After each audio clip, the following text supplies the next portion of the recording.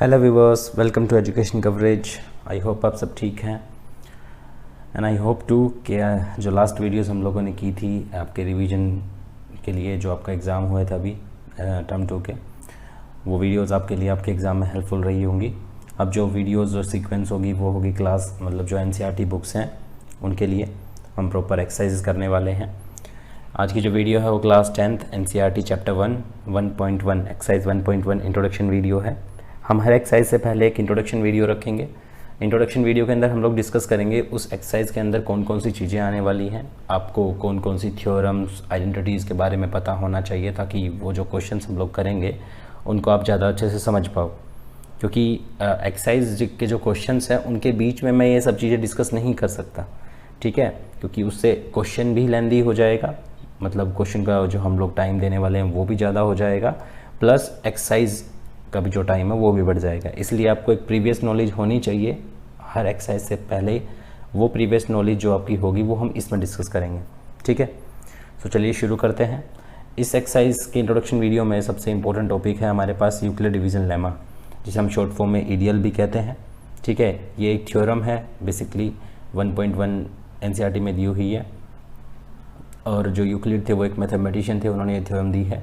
देखते हैं थ्योरम क्या है। अकॉर्डिंग टू डेफिनेशन यहाँ पर बोला हुआ है for given positive integers a and b there exist a unique integer q and r satisfying this.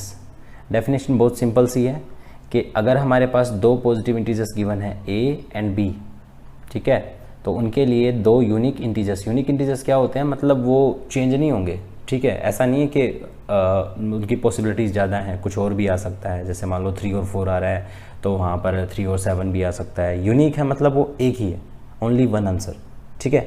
So exist करेंगे unique integers q and r जो इस कंडीशन को सेटिस्फाई करेंगे। अब ये कंडीशन क्या है, इंटीजर्स क्या है, चलिए इसको एक एग्जाम्पल से समझते हैं, ठीक है।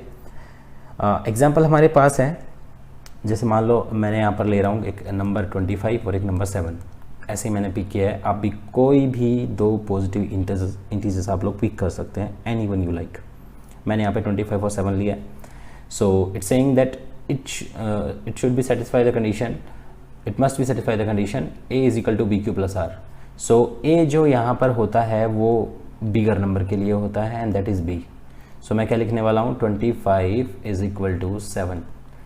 यहाँ पर b के साथ q है, मतलब मल्टीप्लाई में q होगा प्लस r होगा। अब ये क्या है, ये 25 को ही मैंने थोड़ा सा एक्सपेंड करके लिखा है। कैसे वो मैं देखता हूँ, देखिए 25 को मैं 7 से डिवाइड करता हूँ तो ये 3 जा 21 हो गया और remainder 4। So it can be written as multiply 3 plus 4।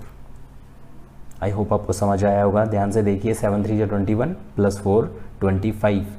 So basically मैंने 25 को ही दूसरी फॉर्म में लिखा है और कुछ नहीं किया है, और ये इस कंडीशन को देखिए सेटिस्फाई कर रहा है। a यहाँ पर है, ठीक है, ये मेरा a हो गया, ये मेरा दूसरा नंबर b हो गया एंड दैट इज़ q, और जो प्लस में सेकंड नंबर होता है वो r। ये मैंने इससे कंपेयर किया है जो यहाँ पर कंडीशन थी।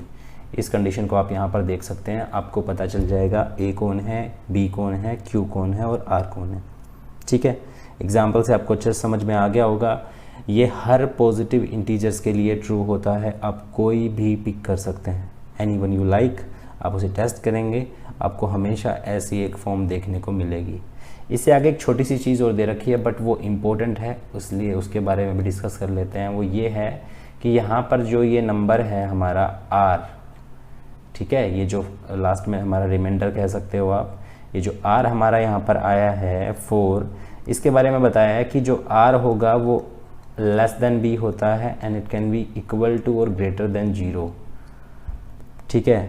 पहले हम लोग ज़ीरो के बारे में बात करते हैं कि r 0 हो सकता है या नहीं हो सकता है। लेट्स से मैंने नंबर लिए होते 24 और 8, दोनों पॉजिटिव इंटीजर्स हैं, मैं ले सकता हूँ, ठीक है।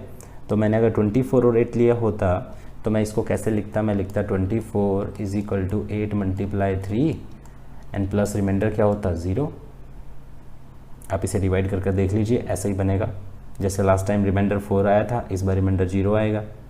अब यहाँ पर आप देखिए, ये मेरा a हो गया, ये मेरा b हो गया एंड दैट इज़ q, और जो लास्ट में होता है वो r है। So r can be 0, okay. So r can be 0 and greater to 0, ये हमने देखा है यहाँ पर, देखो 4 आया था लास्ट टाइम। सो ये 0 तो हो ही सकता है, साथ में 0 से बड़ा भी हो सकता है, ठीक है। नेक्स्ट हमारे पास नंबर है बी। बी ये बोल रहा है आर जो है वो ऑलवेज बी से कम ही होगा। आप लोग मुझे एक बात बताओ, मैं डिवाइड यहाँ पर बी से ही कर रहा हूँ ना, ठीक है। सॉरी, जो नंबर निकल कर आ रहा है वो यहाँ पर मेरा बी निकल कर आ रहा है 3, वो हमेशा उससे छोटा ही आने वाला है, क्योंकि अगर वो उससे बड़ा आएगा तो मैं उससे और एक नंबर आगे जा सकता हूँ। जैसे मैं आपको एग्जांपल देता हूँ, मैं 4 से नंबर को डिवाइड कर रहा हूँ, तो क्या कभी रिमाइंडर में 4 आएगा? क्या रिमाइंडर में कभी 4 से बड़ा नंबर आएगा? मान लो मैं डिवाइड कर रहा हूँ, रिमाइंडर मैं बोलता हूँ रिमाइंडर 5 आ गया, ऐसा कभी नहीं होगा, क्योंकि वो आगे अभी डिवाइड हो रहा है, 1 जा पे जा सकता है, 4 1 जा 4, रिमाइंडर तो 1 है। सो ये हमेशा इससे छोटा ही आने वाला है, इसीलिए ये जो है वो लेस देन बी होगा। आई होप ये कंडीशन आपको समझ आई होगी। देखिए, मैं कोशिश करूँगा कि वीडियो के अंदर ही आपके सारे डाउट्स क्लियर हो जाएं, ठीक है। बिल्कुल पॉइंट टू पॉइंट, जितना डेप्थ में जाना चाहिए, ठीक है, जितना डेप्थ तो बहुत होती है मैथ्स की, लेकिन जितना आपके लिए ज़रूरी है समझना कंसेप्ट के लिए, उतनी मैं कोशिश करूँगा कि वीडियो में ही क्लियर हो जाए। स्टिल कोई चीज़ बचती है तो मुझे आप कमेंट सेक्शन में बता सकते हैं कि सर इस पॉइंट पे मेरे को ये चीज़ समझ में नहीं आई। उसके लिए हम लोग एक अलग से डाउट क्लास या डाउट सेशन रख लेंगे, ठीक है, जिसमें मैं हर किसी के जो भी क्वेश्चन होगा स्टूडेंट का वो प्रॉपर वहाँ पर आंसर करूँगा कि इस बच्चे का ये डाउट था और उसका सोल्यूशन ये है, ठीक है। चलिए आगे, तो ये थी हमारी थ्योरम यूक्लिड डिवीजन लेमा। आई होप आपको थ्योरम समझ में आई होगी। डिवीजन लेमा का जो हम यूज़ करते हैं इस एक्सरसाइज में, जो लोग यूज़ करेंगे वो होगा HCF फाइंड करने के लिए, ठीक है। HCF फाइंड करने के लिए हम लोग यूज़ करने वाले हैं। HCF फाइंड करने के और भी तरीके हैं, लेकिन जो ये इस एक्सरसाइज में जो क्वेश्चंस आएंगे या आपके एग्जाम में जो क्वेश्चंस आएंगे या जो चीज़ें हम लोग करने वाले हैं, वहाँ पर क्या होगा ना, आपको स्पेसिफिकली मेंशन होता है कि आपको ना ADL का यूज़ करके ही HCF निकालना है। तब आपके पास कोई चॉइस नहीं है, आपको इसी मेथड का यूज़ करना है। ये एक तरह से डिवीजन मेथड ही है, ठीक है। आप लोगों ने HCF का डिवीजन मेथड किया होगा, मैं किसी और वीडियो में उसके बारे में बताऊँगा। सो ये वैसा ही होता है, लेकिन इसको हमें EDL की फॉर्म में दिखाना होता है। तो सबसे पहले हम लोग ये लिखते हैं कि EDL क्या है। EDL को हम लोग लिखेंगे, जो EDL की डेफिनेशन है उसको लिखेंगे। A = BQ, इसकी कंडीशन होती है BQ + R, एंड R की जो कंडीशन है वो भी आप लोग मेंशन करोगे, R > B and greater than equal to 0, ये भी आप लोग मेंशन करोगे। तो सबसे पहले आप लोग EDL लिख दोगे। EDL लिखने के बाद लेट्स से मैं एक एग्जांपल लेता हूँ, वही जो हमारा नंबर था 25 और 7 ले लेते हैं, ठीक है। हमें इसका HCF निकालना है, तो हम लोग क्या करेंगे, हम लोग सबसे पहले वही 25 लेंगे = में 7, फिर ये 3 जा पे 7 3 जा 21 + 4, ठीक है, ये हो गया। नेक्स्ट स्टेप में क्या होता है, जो ये वाला नंबर आता है ना, ये नंबर यहाँ पर आएगा 7, और जो हमारा R था लास्ट टाइम, अब वो हमारा A हो जाएगा, मतलब अब जो 4 है वो यहाँ इस प्लेस पे आएगा। स्टेप आपको शायद समझ में आया होगा। ये एक तरह का पैटर्न भी आप कह सकते हैं कि 7 जो है वो नेक्स्ट टर्म में यहाँ 25 के प्लेस पे आएगा, और 4 जो है वो यहाँ पर 7 के प्लेस पर आ जाएगा, जहाँ लास्ट टाइम 7 था, ठीक है। अब क्या होने वाला है, 7 को 4 से डिवाइड करने वाले हैं, तो देखते हैं 7 4 की टेबल में कहाँ पर जाएगा, 1 जा पे जाएगा, और रिमाइंडर कितना बचेगा 3, ठीक है।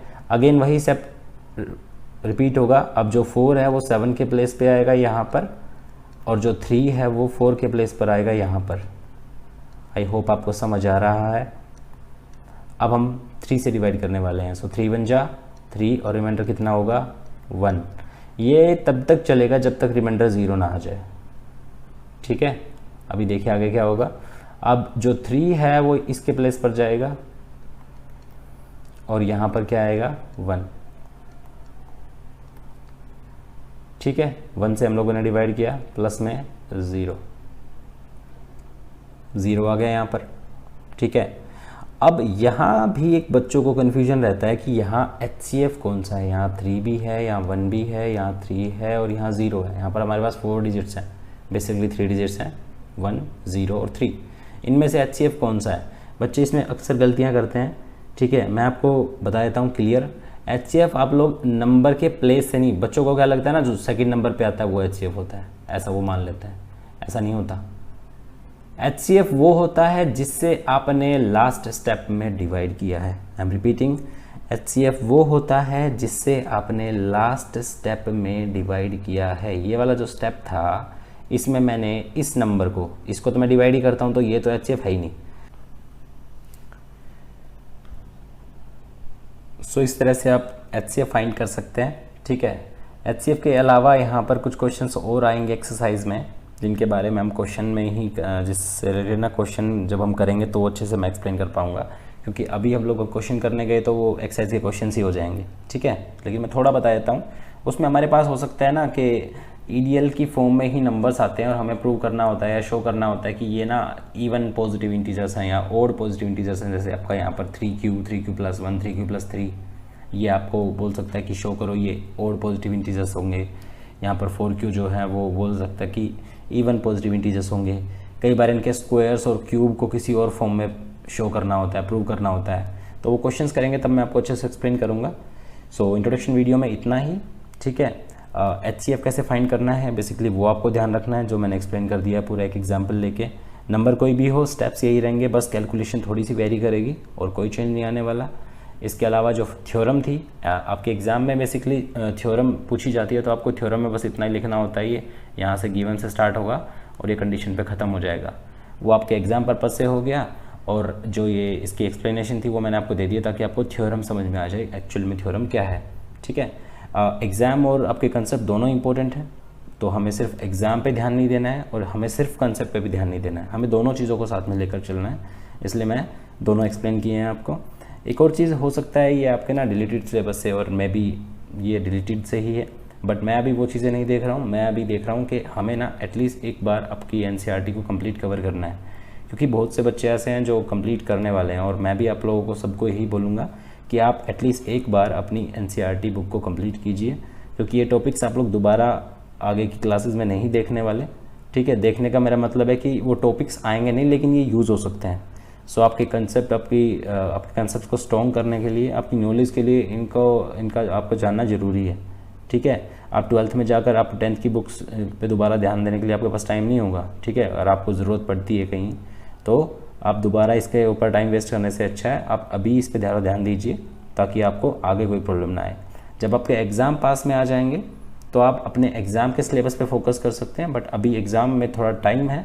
सो अभी आप कोशिश कीजिए कि अपनी कंप्लीट बुक को एटलीस्ट एक बार आप अच्छे से देख लें, ताकि वो जो टॉपिक्स होंगे वो आपको बाद में ऐसा ना लगे कि ये तो मैंने कभी पढ़ा ही नहीं, ये होता क्या मेरे को पता ही नहीं है, ठीक है। सो डिलीटेड पे इतना भी वो मत करना कि ये तो डिलीट हो गया मैं इसको देखूंगा ही नहीं। ज़रूरी है, ठीक है, आगे आपके काम आ सकता है, सो आपको ज़रूर देखना है। सो आज की इंट्रोडक्शन वीडियो में इतना ही। आगे हम लोग एक्सरसाइज की वीडियो करेंगे तो क्वेश्चंस डिस्कस करेंगे। आई होप आपको सब चीज़ें समझ आई होंगी, लेकिन स्टिल कोई डाउट है तो आप मुझे कमेंट सेक्शन में ज़रूर बताइएगा। मैं कोशिश करूँगा उसका सोल्यूशन आपको जल्दी से जल्दी प्रोवाइड कर दूँ, ठीक है, जो आपके डाउट्स हैं वो क्लियर हो सके। Thank you for watching, thank you so much.